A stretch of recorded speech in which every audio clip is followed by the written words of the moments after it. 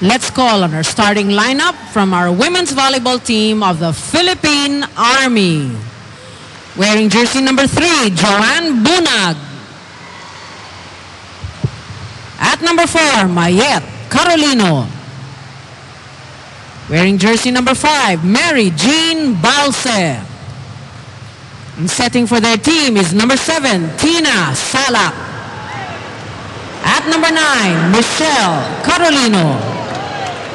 Wearing jersey number 11, Dalia Cruz.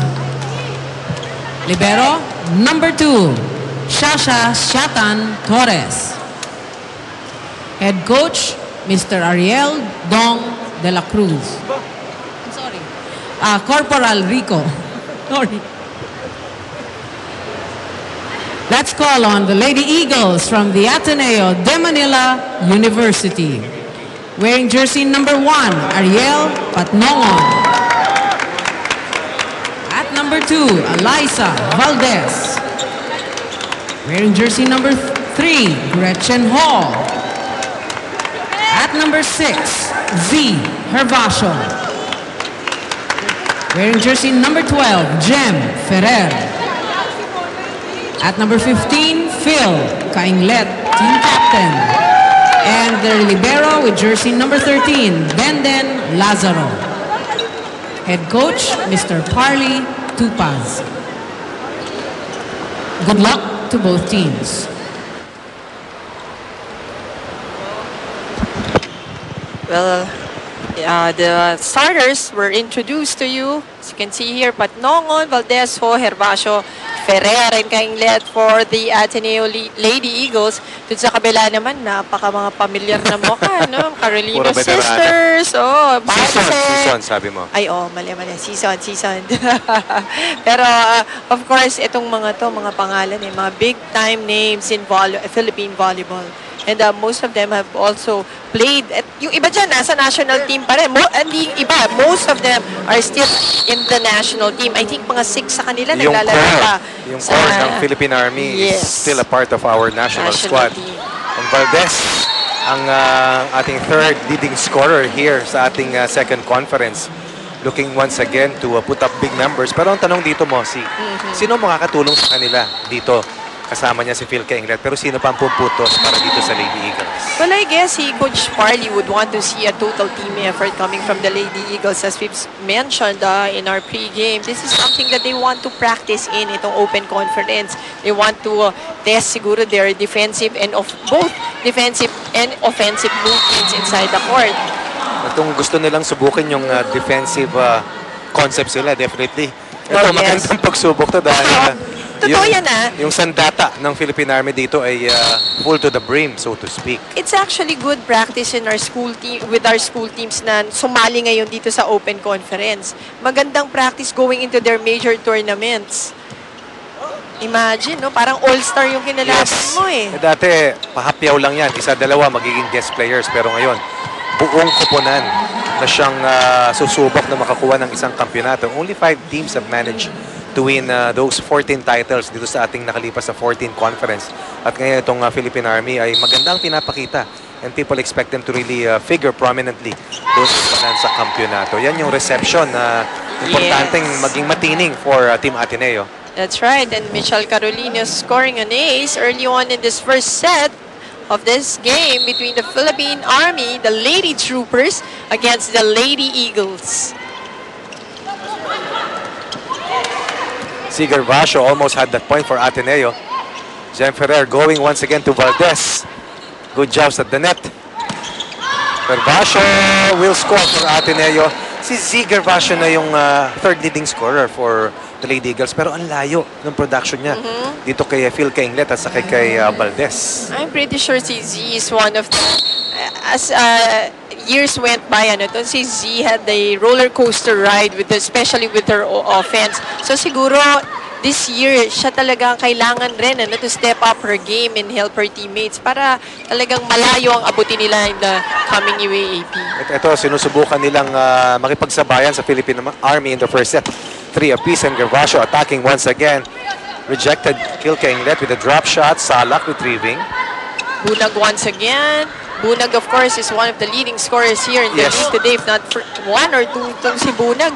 Alam mo, tawag na namin sa kanya ni Noel silent operator kasi flashy.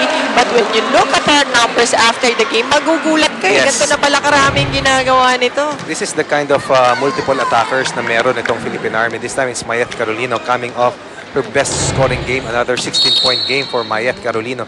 Sila ni Rachel Dakish yung talagang namuno in terms of offense for Philippine Army. That's true, in their last game. Jem Ferrer once again to Gretch Ho.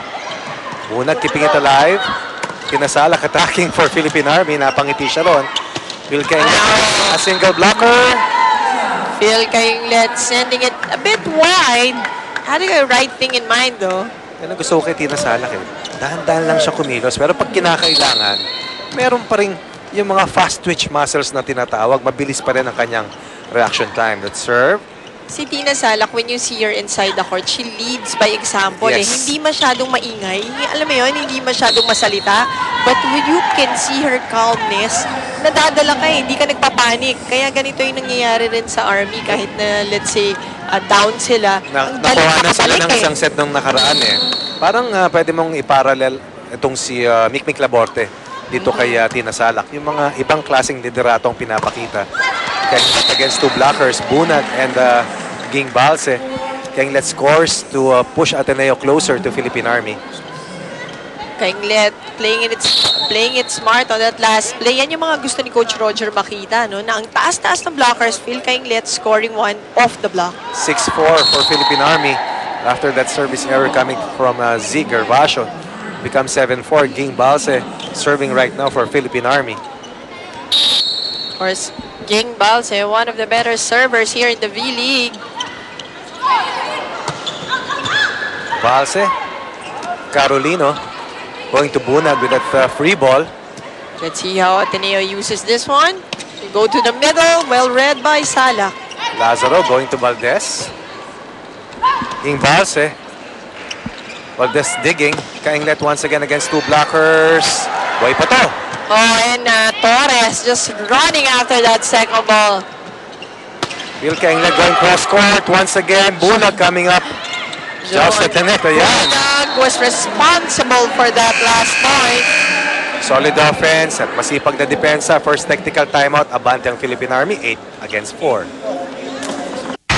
Perfect. Ang ating triple header this coming Thursday. Perpetual Help going up against Philippine Navy. San Sebastian will square off with Philippine Army. Samantalang ang Maynilad goes up against Philippine Air Force. Let's cut through this courtside report courtesy of Miss Maan Panganiban. Maraming salamat, Coach Ronnie. Punta muna tayo sa Philippine Army. I spoke with Corporal Rico de Guzman, their coach, and he said that he's very happy that they're 4-0 ngayon. And what makes him happier and more satisfied is kahit 4-0 sila, hindi niya nakikitaan na nagre-relax sa training at saka sa game yung mga players niya. Very disciplined and determined daw ang Lady Troopers. And now he said it is the luxury of having a veteran team with seasoned players kasi disiplinado daw talaga yung mga players. And today that they'll be taking on Ateneo, Coach just reminded them to give them the 100% kahit collegiate team daw ang Ateneo. Because we all know, once the Ateneo Lady Eagles get it going, they will get the ball rolling, guys. Disiplinado. Hindi sila pwedeng hindi mag-disiplinado dahil they are playing for the Philippine Army. Push up yan! Buti kung push up lang. Give me 5. Baka sabihin ni, Sir, yes, sir. 9-4 for Philippine Army. If it's fun, family, and pizza, it's got to be Shakey's. Valdez once again going to Ferrer. Kainglet has been very busy here for the Ateneo Lady Eagles. Gretchen Ho to Kainglet once again. Markado si Phil Kainglet dito. Kita mo yung defense. Bantay na bantay sa kanya. Once again, now off-speed shot. Balsa getting that ball across. Kainglet once again against the blockers, and she comes out on top. Yun ang rising up to the occasion. Imagine ilang pato na nun ni Jem Ferrer kay Phil Kainglet. Phil Kainglet talaga kuha lang nakuha and finally gets this point at 2 blockers in front of her. Imagine Tina Salak in front of you. Sa isang klaseng opensa, 6 na beses tatalon eh. The official outfitter of the Shakey's B-League, of course, is Axel. Let's see if Phil Kainglet continues to trying to go for a cut shot. Outsmart itong kanyang mga katapat. She wanted to do a cut shot, but this hit. Mahirap ang gulo. 10-5 for Philippine Army at ang leading scorer for the Philippine Army sa entire conference. Joan Bunag serving. Ferrer tried to go for that drop shot. Carolina coming off a 5-point game. Well, Michelle Carolina wasn't used so much in that previous game. Kaya itong si Pat na